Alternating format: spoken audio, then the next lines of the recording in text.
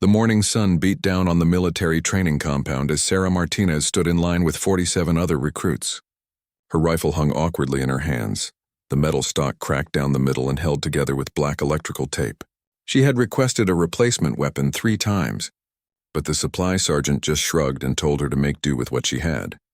Admiral Thomas Blackwood walked down the line of recruits, his chest covered in medals and ribbons that told stories of battles fought in distant lands. His gray hair was perfectly trimmed, and his uniform pressed to razor-sharp creases. When he reached Sarah, he stopped and stared down at her weapon with obvious disgust. "What is this supposed to be, recruit?" His voice carried the authority of 30 years in the Navy SEALs. Sarah kept her eyes forward, following protocol. "Standard issue M4 carbine, sir." The Admiral let out a harsh laugh that made several other recruits turn their heads. "Standard issue? This looks like something a child would play with in their backyard." He reached out and tapped the electrical tape with his finger. "You think you're going to fight enemies with a broken toy?" "No excuse, sir," Sarah replied, her voice steady despite the embarrassment burning in her cheeks. Admiral Blackwood shook his head and continued down the line, but not before making another comment loud enough for everyone to hear. "Some people think they can coast through on good intentions. Reality has a way of weeding out the weak." The other recruits tried not to stare, but Sarah could feel their eyes on her. She had been different from the start. While most of them were fresh out of college or had previous military experience, Sarah had arrived with no explanation of her background. Her paperwork listed her previous occupation simply as classified, which only made the other recruits more curious about her story. During weapons training, Sarah's broken rifle jammed constantly. The electrical tape came loose and the stock wobbled every time she tried to aim. Other recruits hit their targets with precision while Sarah struggled just to keep her weapon functioning. Admiral Blackwood watched from the observation deck, shaking his head in disappointment. "Martinez," he called out during a break in training. Front and center. Sarah jogged over to where the Admiral stood with several other instructors. Their faces showed a mixture of pity and frustration. "I've been watching your performance," Admiral Blackwood said, his voice carrying across the range. "In 3 weeks of training, you haven't hit a single target center mass. Your weapon handling is sloppy, and frankly, I'm starting to question why you're here." The other instructors nodded in agreement. Lieutenant Commander Hayes, a shorter man with intense eyes, spoke up.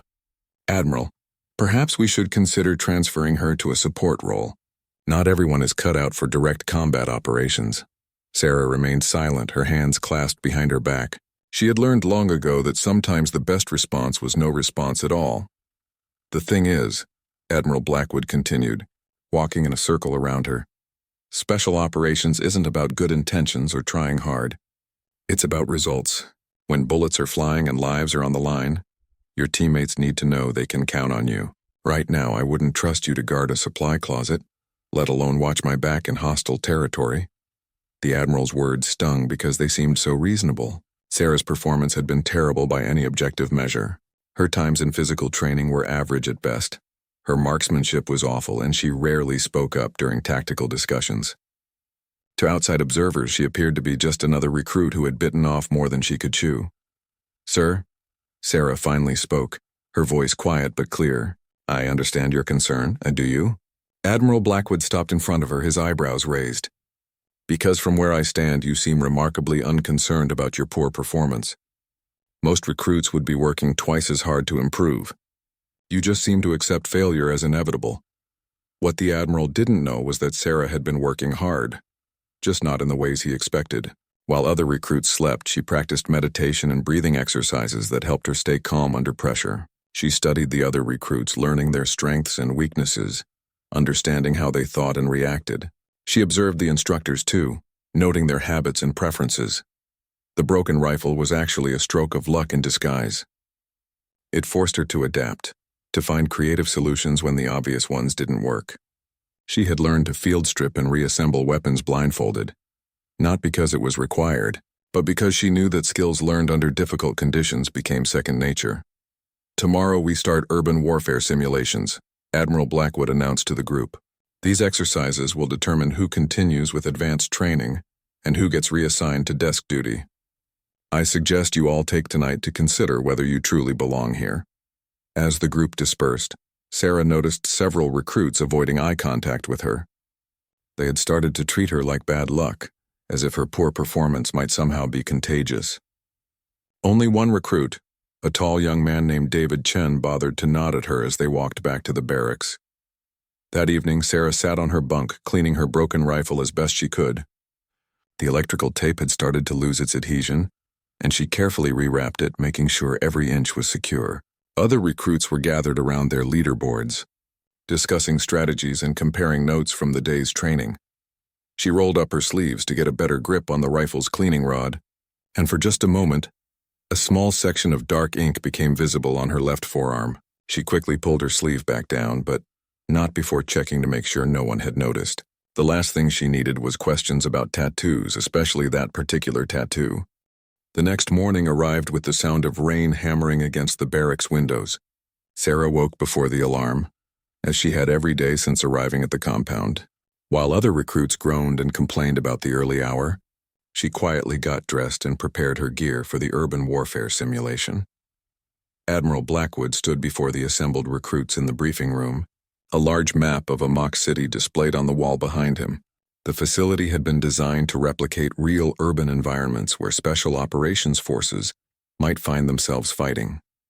Buildings made of reinforced concrete and steel created narrow alleys and multiple levels that could hide enemies or provide strategic advantages. Today's exercise is simple in concept but difficult in execution, the Admiral began, his stern gaze sweeping across the room. You'll be divided into 2 teams. Team Alpha will defend a high-value target in the central building. Team Bravo will attempt to extract that target within a 4-hour time limit. He pointed to different areas on the map as he spoke. The defending team gets a 30-minute head start to set up their positions. The attacking team must navigate through multiple checkpoints and obstacles before reaching the target location. Both teams will be using paint rounds, but I want you to treat this as if lives depend on it. Sarah noticed that Admiral Blackwood deliberately avoided making eye contact with her during the briefing. She had been assigned to Team Bravo, the attacking force, along with 23 other recruits. David Chen was also on her team, which gave her at least one person who didn't seem to actively dislike her. The equipment distribution took place in a separate room where each recruit received tactical gear, communication devices, and weapons loaded with paint rounds. When Sarah approached the supply table, the sergeant handed her the same broken rifle she had been using for weeks. "Excuse me," she said politely. "I was wondering if a different weapon might be available for this exercise." The supply sergeant looked at Admiral Blackwood, who had overheard the request. The Admiral walked over with a slight smile on his face. "Is there a problem with your weapon, Martinez?" "The stock is compromised, sir, and the firing mechanism is unreliable. I believe it might affect my team's performance in the simulation." Admiral Blackwood picked up her rifle and examined it theatrically, turning it over in his hands as if seeing it for the first time. "This weapon seems perfectly adequate for your skill level. I wouldn't want to waste a good rifle on someone who can't hit the broadside of a barn." Several recruits chuckled at his comment, but Sarah simply nodded and accepted the weapon. She had expected this response and had already begun planning how to work around the rifle's limitations. Team Alpha moved out first, jogging toward the mock city in full combat gear. Sarah watched them disappear into the maze of buildings and wondered which ones they would choose for their defensive positions. The central building was obvious, but smart defenders would establish multiple layers of protection in the surrounding structures. During the 30-minute waiting period, Team Bravo's leader, a confident recruit named Marcus Webb, gathered everyone for a strategy discussion. Marcus had previous military experience and had quickly established himself as the unofficial leader among the recruits. "We'll advance in 3 groups, Marcus announced, drawing diagrams in the dirt with a stick. Group 1 takes the direct approach through the main street. Group 2 circles around to the east side. Group 3, which will be the smallest, creates a distraction on the west side." David Chen raised his hand. "What about overwatch positions? If they have snipers in the upper floors, we'll be sitting ducks in those open areas." Marcus nodded approvingly. "Good point. We'll need someone with excellent marksmanship to provide counter-sniper support." His eyes scanned the group, deliberately skipping over Sarah. "Johnson, you're our best shot. Take the bell tower position and cover our advance." Sarah listened to the tactical discussion but didn't volunteer any suggestions. She had learned that her ideas were usually dismissed or ignored, so she preferred to observe and adapt as situations developed. However, she did notice several flaws in Marcus's plan that could create problems later. The biggest issue was that all three groups would be advancing along predictable routes. Any competent defending force would anticipate these approaches and set up crossfires accordingly. Additionally, the plan relied heavily on precise timing and communication, both of which could break down quickly in the chaos of urban combat. When Admiral Blackwood gave the signal to begin, Team Bravo moved out with enthusiasm and confidence. Marcus led Group 1 down the main street while the other groups split off toward their assigned positions. Sarah found herself assigned to Group 3, the distraction team, along with 4 other recruits who were considered less capable. "Remember," Marcus called out over the radio, "Group 3 just needs to make noise and draw attention. Don't try to be heroes." The dismissive tone in his voice was clear, and Sarah saw the other members of Group 3 exchange frustrated looks. They had been relegated to cannon fodder, expected to sacrifice themselves for the success of the main assault. As they approached the mock city, Sarah began to notice details that others had missed. Fresh tire tracks in the mud suggested that Team Alpha had used vehicles to transport heavy equipment. Broken vegetation near certain buildings indicated where they had set up observation posts. Small pieces of reflective tape, probably from equipment, caught the morning sunlight from specific windows. Group 3's assigned route took them through a narrow alley between 2 tall buildings. Sarah immediately recognized it as a perfect kill zone where defenders could fire down from multiple angles, while attackers had limited cover. The other members of her group seemed oblivious to the danger, chatting nervously as they moved forward. "Wait," Sarah said quietly, causing the group to stop. "What is it?" asked Rebecca Torres, a recruit from Texas who had been struggling almost as much as Sarah. Sarah pointed upward at the windows overlooking their route. "If I were defending this area, I'd place shooters in those positions. We'd be trapped with nowhere to go." The group leader, a cocky recruit named Thompson, rolled his eyes. "Marcus said to take this route, so that's what we're doing. We're supposed to be a distraction anyway, so it doesn't matter if we get spotted. It matters if we get eliminated before we can create any meaningful distraction," Sarah replied. Thompson ignored her and continued forward, but Sarah noticed that Rebecca and another recruit named Kim looked uncertain. They had begun to realize that Sarah might be seeing something they had missed. The first shots rang out exactly where Sarah had predicted they would. Thompson and another recruit were hit within seconds, their white uniforms suddenly splattered with bright red paint. They had walked directly into a crossfire between snipers positioned in the upper floors of both buildings flanking the alley. "I'm hit," Thompson shouted into his radio, more surprised than hurt. "Group 3 is compromised." Sarah immediately dropped behind a concrete barrier, pulling Rebecca and Kim down with her. The fourth member of their group, a quiet recruit named Parks, had been quick enough to find cover behind a dumpster before the shooting started. "What do we do now?" Rebecca whispered, paint rounds continuing to snap overhead. Sarah studied their situation carefully. The snipers had excellent positions but limited fields of fire. If Group 3 could work their way around to the building on the left, they might be able to enter from the rear and eliminate the threat from inside. "We need to move," Sarah said, checking her broken rifle to make sure it was ready to fire. The electrical tape was holding, but she could feel the stock wobbling every time she shifted position. Thompson, despite being officially eliminated, continued to bark orders over the radio. "Group 3, maintain your position and keep their attention. Don't deviate from the plan." But Sarah was already moving, staying low and using every piece of cover available as she worked her way toward the left building. Rebecca and Kim followed her lead, apparently deciding that someone who had correctly predicted the ambush might know what she was doing. The rear entrance to the building was unlocked, just as Sarah had hoped. Urban warfare exercises were designed to be realistic, which meant defenders couldn't simply barricade every possible entry point. They had to make strategic choices about where to concentrate their forces.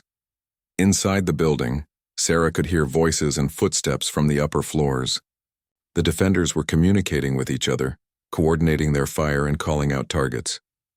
Their confidence was evident in their casual tone. They believed they had Group 3 pinned down permanently. "Martinez, what are you doing?" Marcus's voice crackled through the radio. "Group 3 is supposed to maintain position and create a distraction." Sarah turned her radio volume down but didn't respond. Sometimes the best way to create a distraction was to do something unexpected. The stairwell was narrow and dimly lit, with concrete steps that echoed every footfall. Sarah led the way, Her broken rifle held ready despite its obvious limitations. Behind her, Rebecca and Kim moved as quietly as they could, but their inexperience showed in every nervous step. On the third floor, Sarah held up her hand to signal a stop. She could hear two voices clearly now, both male, discussing the positions of the attacking teams. One sniper was commenting on how easy it had been to eliminate Group 3, while the other was tracking the movements of Groups 1 and 2. "Looks like Group 1 is taking heavy casualties on the main street," the first voice said. "Marcus's plan was even more predictable than we thought." "What about Group 2? The second voice asked. "Pinned down behind those concrete planters on the east side. Johnson's doing his best from the bell tower, but he can't get clear shots at our positions." Sarah processed this information quickly. The exercise was going badly for Team Bravo, just as she had anticipated.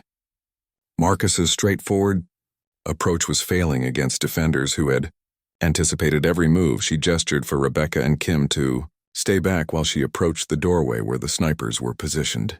Through a crack in the door, she could see two recruits with their weapons trained on the alley below. Their backs were to the doorway, and they were completely focused on their targets. Sarah's broken rifle would be almost useless in close-quarters combat. The wobbly stock made accurate aiming nearly impossible, and the unreliable firing mechanism might jam at the worst possible moment. But sometimes the best weapon was not a weapon at all. Instead of trying to shoot, Sarah simply opened the door and stepped into the room. "Excuse me," she said politely. Both snipers spun around in surprise, their weapons swinging toward her, but they hesitated for a crucial moment, perhaps confused by her casual tone or wondering if she was supposed to be there. In that moment of hesitation, Sarah moved. Her broken rifle became a club, striking the first sniper's weapon and knocking it from his hands. She continued the motion, spinning to catch the second sniper off guard before he could bring his weapon to bear. Rebecca and Kim rushed through the doorway behind her, using their paint rounds to eliminate both defenders before they could recover. "Nice work," Rebecca said, grinning with excitement. "How did you know they wouldn't shoot immediately?" "People hesitate when something unexpected happens," Sarah explained, checking the window positions the snipers had been using.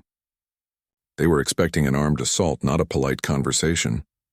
From their new position, Sarah could see the entire battlefield laid out below. Groups 1 and 2 were indeed pinned down, exactly as the snipers had described. Marcus's plan had failed because it relied on brute force rather than tactical thinking. Sarah keyed her radio, finally breaking her silence.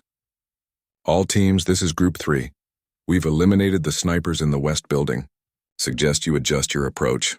"Group 3? Marcus's voice was filled with disbelief. "I thought you were eliminated." "Thompson and Miller were eliminated," Sarah corrected. "The rest of us adapted." Admiral Blackwood's voice cut through the radio chatter. "All units be advised that Team Alpha has lost their sniper positions in the west building. Adjust accordingly."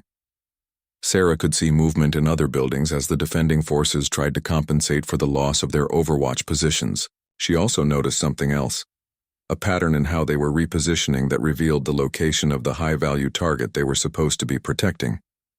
"Rebecca, Kim, Parks," she said over the radio. "I think I know where the target is located." As she spoke, Sarah unconsciously pushed up her left sleeve to get a better grip on her rifle. The movement revealed about 3 inches of dark ink on her forearm, just a small section of what appeared to be a larger tattoo. Rebecca happened to be looking in her direction and caught a glimpse of the design. It looked like scales, very detailed and realistic, with a pattern that seemed somehow familiar. "Sarah," Rebecca said quietly. "What's that tattoo?" Sarah quickly pulled her sleeve back down. "Nothing important." But Rebecca had seen enough to recognize what those scales belonged to. Her grandfather had been in the military and had told her stories about special forces units that used animal symbols to identify their members. The detail and quality of the artwork suggested this wasn't just a decorative tattoo. "That's a cobra, isn't it?" Rebecca whispered. Sarah's expression didn't change, but she didn't deny it either. She simply turned back to studying the battlefield below, her mind already working on a plan to complete the mission that Marcus's conventional approach had failed to accomplish. The Cobra tattoo that Rebecca had glimpsed represented something far more significant than a simple military unit. In certain classified circles, that particular design was known as the mark of Ghost Protocol operatives. individuals who had completed the most dangerous and secretive missions that officially never happened.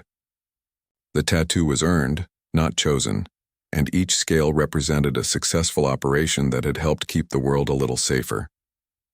Sarah Martinez was not actually a new recruit.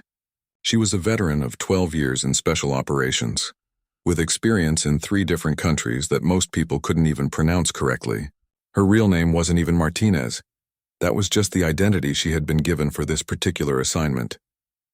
6 months earlier, reports had begun surfacing about security problems in the Navy's elite training programs. Someone was selling classified information about special operations techniques to foreign intelligence services. The leak had resulted in the deaths of several operatives whose covers had been blown in active missions. Sarah's mission was to infiltrate the training program and identify the source of the leak. She had been instructed to blend in as an average recruit, someone who wouldn't attract attention or suspicion. The broken rifle and poor performance were all part of her cover story. What made her assignment particularly challenging was that she had to maintain her disguise even when her every instinct told her to take charge and fix the obvious problems she observed. Watching Marcus make tactical errors that could get people killed in real combat situations was painful for someone who had successfully led operations in much more dangerous environments. The Cobra tattoo had been covered by specialized makeup for the first 3 weeks of training, but the physical demands and constant sweating had started to break down the concealment. Sarah had been hoping to complete her mission before anyone noticed, but Rebecca's sharp eyes had forced the issue. "Listen carefully," Sarah said to Rebecca, keeping her voice low. "What you saw needs to stay between us for now. Can you do that?" Rebecca nodded, though her expression showed she was struggling to process this new information. "Are you really a recruit?" "I'm really here for training," Sarah answered, which was technically true even if it wasn't the whole truth. "But right now we need to focus on completing this mission." Through the window, Sarah could see that Groups 1 and 2 were still pinned down. Marcus was growing increasingly frustrated on the radio, demanding status updates and issuing contradictory orders.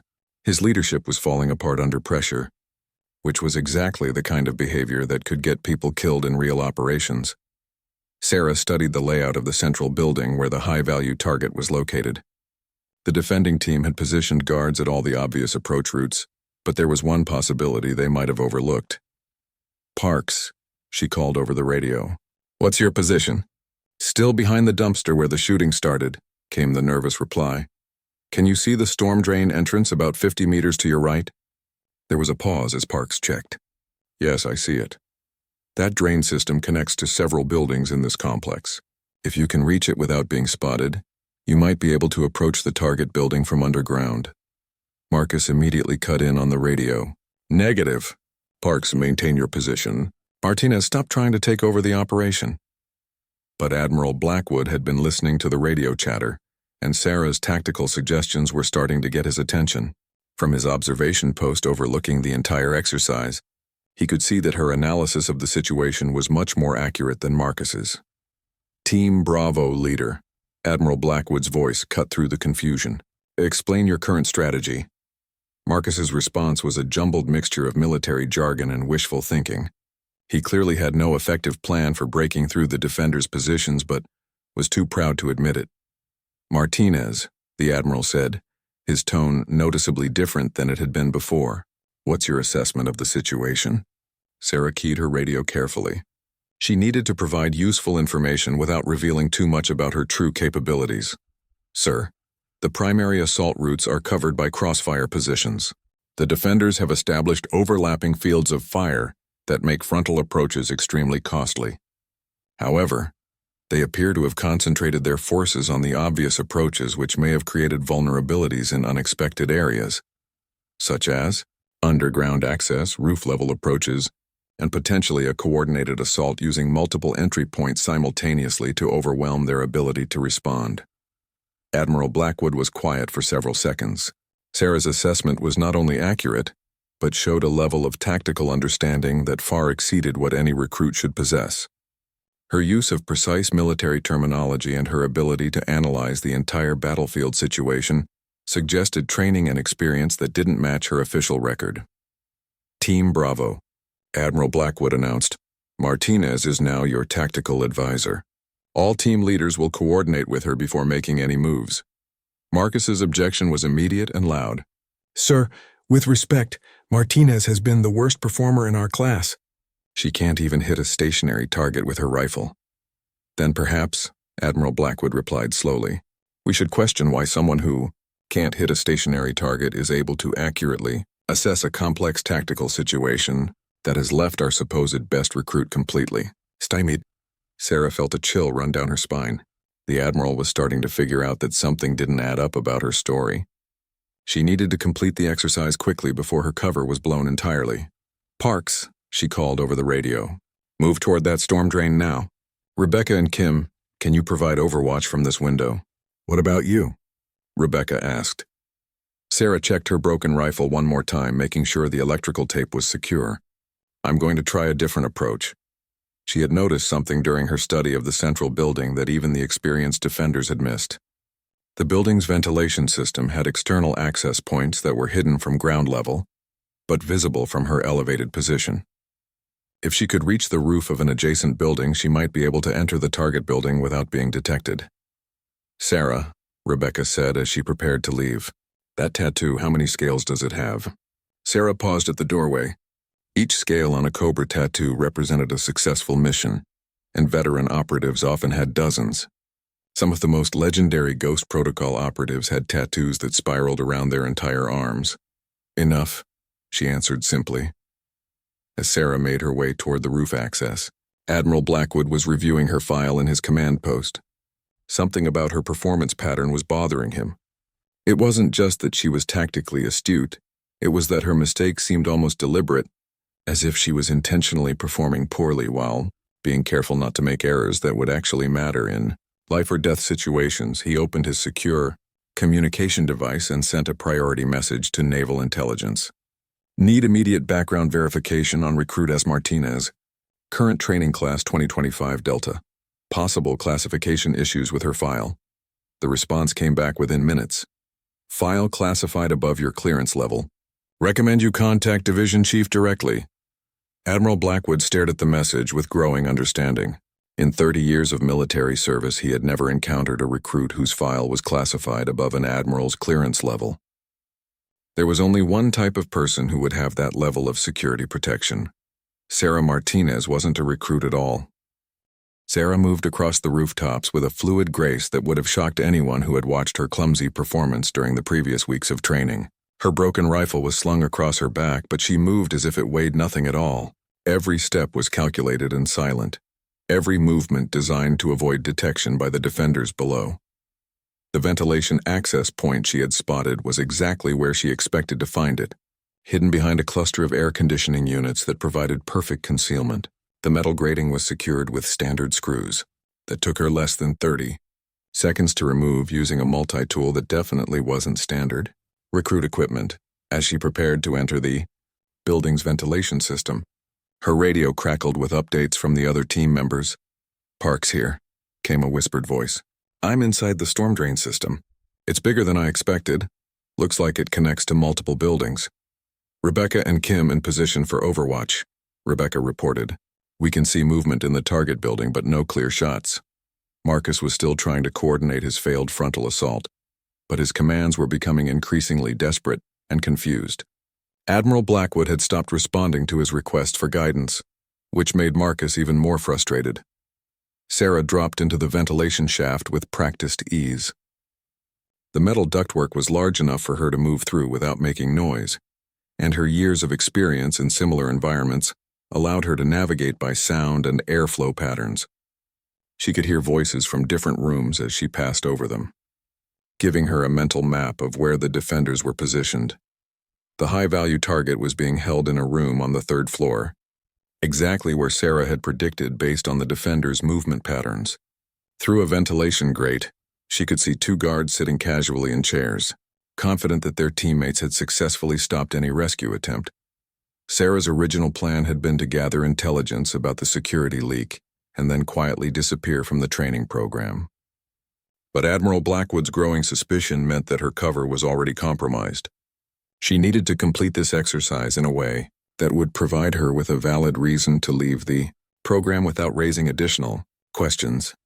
She positioned herself directly above the room where the target was being held and began working on the ventilation grate. The screws were tight, but her multi-tool had attachments specifically designed for this type of work. As she removed the final screw, she could hear one of the guards below commenting on how easy the exercise had been. Those recruits had no idea what they were doing, the guard said. Marcus's plan was so predictable that we had countermeasures in place before they even started moving. What about that group that took out the snipers? The second guard asked. Lucky break, probably. Even a broken clock is right twice a day. Sarah dropped through the opening in the ceiling with her broken rifle ready. The movement was so sudden and unexpected that both guards froze for a crucial second. In that moment, Sarah's weapon might have been broken, but her reflexes were those of a veteran operative. She landed behind the first guard and used the rifle's stock to strike a pressure point that immediately rendered him unconscious. The second guard was turning to bring his weapon to bear when Sarah's rifle, despite its broken condition, fired a perfect paint round that eliminated him from the exercise. Target secured, Sarah announced over the radio, her voice calm and professional. The silence that followed her announcement was complete. Marcus, Rebecca, Kim, Parks, and even the defending team members were trying to process what had just happened. How had someone who couldn't hit a stationary target during training just completed a complex rescue mission single-handedly? Admiral Blackwood's voice cut through the stunned silence. All teams' exercise concluded. Return to base immediately. As Sarah helped the role-playing target out of the building, she could see team members emerging from their positions throughout the mock city. Their expressions ranged from confusion to amazement, but it was clear that everyone realized they had just witnessed something extraordinary. Parks was the first to reach her, emerging from the storm drain system with mud on his uniform and excitement in his eyes. How did you do that? You were in and out of that building like a ghost. Sometimes the best approach is the one nobody expects, Sarah replied. But she was already thinking about how to handle the questions that would inevitably follow. Rebecca and Kim arrived next, having made their way down from the sniper position. Rebecca's eyes immediately went to Sarah's left arm, where the struggle in the ventilation system had caused her sleeve to ride up slightly. More of the Cobra tattoo was visible now, enough to see that it wasn't just a few scales but an intricate design that spiraled around her entire forearm. Sarah, Rebecca said quietly, exactly how many missions have you been on? Before Sarah could answer, Marcus approached with a group of other recruits. His face was flushed with embarrassment and anger, and his voice carried an edge of accusation. I don't know what kind of game you're playing, Martinez, but that wasn't beginner's luck. Nobody learns to move like that in 3 weeks of basic training. Sarah faced the group of recruits who were all staring at her with new eyes. She could maintain her cover story, continue pretending to be someone she wasn't, and hope that Admiral Blackwood wouldn't dig deeper into her background. But she could also see the respect and curiosity in their faces, especially from recruits like Rebecca and Parks who had followed her lead when it mattered. You're right, she said finally. That wasn't beginner's luck. The admission sent a ripple of whispers through the group. Marcus stepped closer, his eyes narrowing with suspicion. Then what was it? Who are you really? Sarah looked toward the command post where Admiral Blackwood was standing with several other instructors. She could see him watching her through binoculars, and she knew that her carefully maintained disguise was over. Someone who's been doing this job for longer than most of you have been adults, she answered, as if summoned by her words. Admiral Blackwood's voice boomed across the training area through a loudspeaker. All recruits return to base immediately. Martinez, report to my office. Now. The walk back to the command building felt like the longest journey Sarah had made in years. She knew that Admiral Blackwood had figured out at least part of her real identity, and she needed to decide how much of the truth she could reveal without compromising her actual mission. Behind her, she could hear the other recruits discussing what they had witnessed in excited whispers, the impossible accuracy of her movement, the professional way she had handled the tactical situation, and most of all, the glimpse of that Cobra tattoo that suggested a level of experience none of them could fully comprehend. By the time Sarah reached Admiral Blackwood's office, word of her performance had spread throughout the entire training facility. Instructors who had written her off as a hopeless case were suddenly asking questions about how they could have been so wrong about her abilities. Admiral Blackwood was waiting for her with a file, folder in his hands and an expression that mixed suspicion with grudging respect. When she entered his office, he gestured for her to take a seat across from his desk. "Before we begin," he said, setting the folder aside, "I think you should know that I've been in contact with naval intelligence. Your file, it seems, is classified well above my security clearance." Sarah met his gaze steadily. "Yes, sir. Which means you're not really a recruit, are you?" The moment of truth had arrived. Sarah's mission was about to change dramatically, and she needed to decide how much she could trust Admiral Blackwood with the real reason she was there. Sarah looked at Admiral Blackwood for a long moment, weighing her options. The mission parameters had changed dramatically, and she needed to make a decision that could affect not just her assignment, but potentially the lives of active operatives in the field. "No, sir," she said finally. "I'm not a recruit." Admiral Blackwood leaned back in his chair, his expression showing he had expected this answer but was still processing its implications. "Then suppose you tell me who you really are and what you're doing in my training program." Sarah reached into her pocket and pulled out a small device that looked like a standard military communication unit but was actually much more sophisticated. She pressed a sequence of buttons that activated a secure encryption protocol. "Agent Designation Sierra 7, Ghost Protocol Division," she said into the device. "Request permission to brief Admiral Blackwood on current operation." The response came back within seconds, delivered through an earpiece that Admiral Blackwood hadn't even noticed she was wearing. "Permission granted. Full disclosure authorized." Sarah put the device away and rolled up her left sleeve completely, revealing the full extent of her Cobra tattoo for the first time.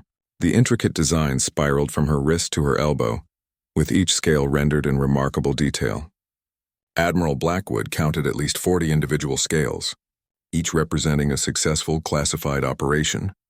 "My real name is classified, but you can call me Sarah. I've been a Ghost Protocol operative for 12 years, specializing in deep cover infiltration and counterintelligence. I was sent here because someone in your program has been selling classified information about special operations techniques to foreign intelligence services." Admiral Blackwood's face went pale. "That's impossible. Everyone in this program has been thoroughly vetted." "The vetting process was compromised," Sarah continued.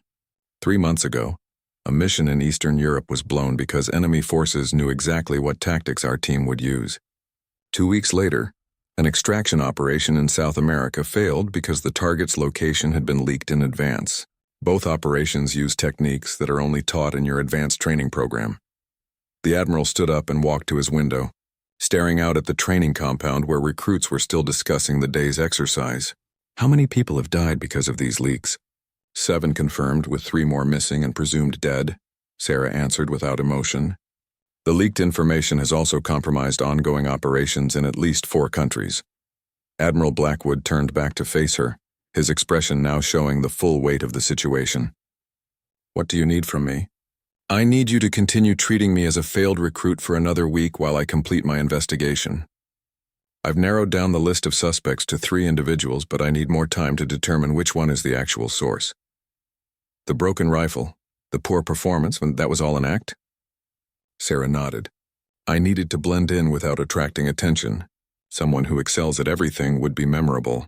Someone who struggles with basic tasks becomes invisible. But today, during the exercise, my cover was blown by circumstances beyond my control. I had to choose between maintaining my disguise and completing the mission successfully. I chose the mission." Admiral Blackwood walked back to his desk and sat down heavily. "You know, I've been questioning my judgment for the past 3 weeks. I've been wondering how someone with your apparent lack of ability made it through the initial screening process." "You weren't wrong to question it," Sarah said. "A real recruit with my performance record would never have made it this far. The fact that you noticed the inconsistencies shows you're doing your job correctly." The Admiral opened the file folder on his desk and pulled out several photographs. "These are surveillance photos from the exercise today. Look at this sequence." The photographs showed Sarah's movement across the rooftops in perfect detail. Every step demonstrated professional training and experience that was impossible to fake. "When I saw these, I knew immediately that you weren't what you appeared to be," Admiral Blackwood said. "The question was whether you were a spy or something else entirely. What convinced you I wasn't a spy?" "The way you handled the tactical situation. A spy would have maintained their cover even if it meant the mission failed. You prioritize the success of your team over your own protection. That's not spy behavior, that's soldier behavior. Sarah appreciated his insight. Admiral Blackwood was clearly much more perceptive than she had initially realized. The Cobra tattoo, he continued. I've heard rumors about Ghost Protocol operatives, but I've never met one before. How many operations does that represent? 43 successful missions over 12 years, Sarah answered. Everything from hostage rescue to deep cover intelligence gathering. The Cobra design represents the ability to strike quickly and precisely when necessary, but also to remain hidden and patient when the situation requires it. Admiral Blackwood studied the tattoo with new understanding. And each scale represents lives saved or threats eliminated? Operations completed successfully. Sometimes that means saving lives. Sometimes it means gathering intelligence that prevents future conflicts. Each mission is different, but they all serve the same purpose: protecting people who will never know they were in danger. The Admiral stood up again and extended his hand to Sarah. I owe you an apology. I judged you based on incomplete information, and I was completely wrong. Sarah shook his hand but smiled slightly. Actually, you judged me exactly as you were supposed to. If you had immediately recognized my true capabilities, it would have meant my cover wasn't effective enough. What happens now? Now I need to complete my investigation and identify the source of the leaks. After that, I'll disappear from the program as quietly as I arrived. Your recruits will probably assume I washed out due to poor performance. Admiral Blackwood nodded, but then paused with a thoughtful expression.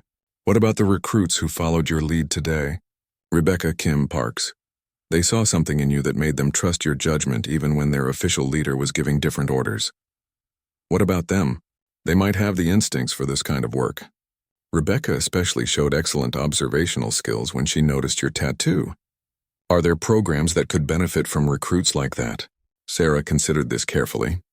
There might be, if you think they have the potential. I could arrange for them to receive additional evaluation after I complete my mission here.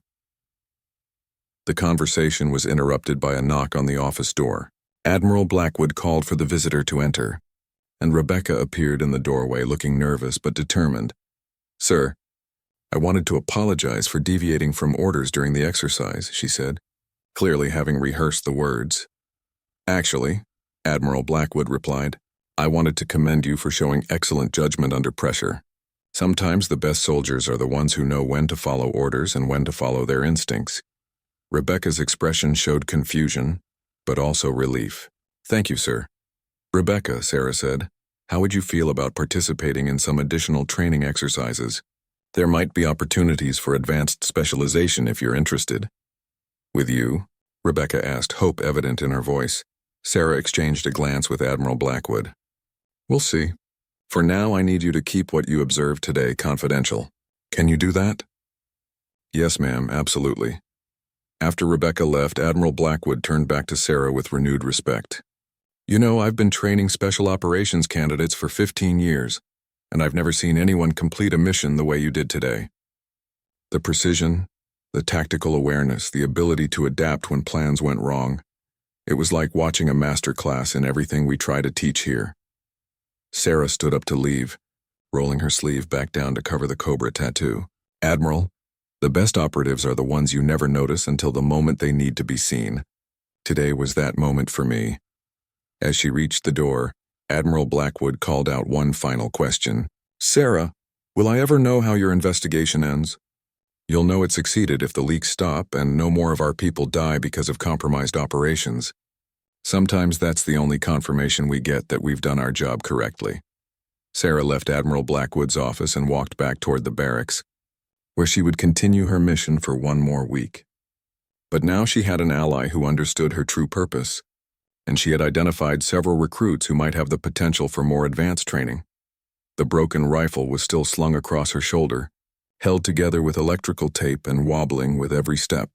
But Admiral Blackwood would never again make the mistake of judging someone's capabilities based solely on the condition of their equipment. 7 days later, the leaks stopped completely. The source was identified and quietly removed from the program, though the specific details never appeared in any official report. Sarah Martinez simply disappeared from the training roster, with her file noting that she had been transferred to another assignment.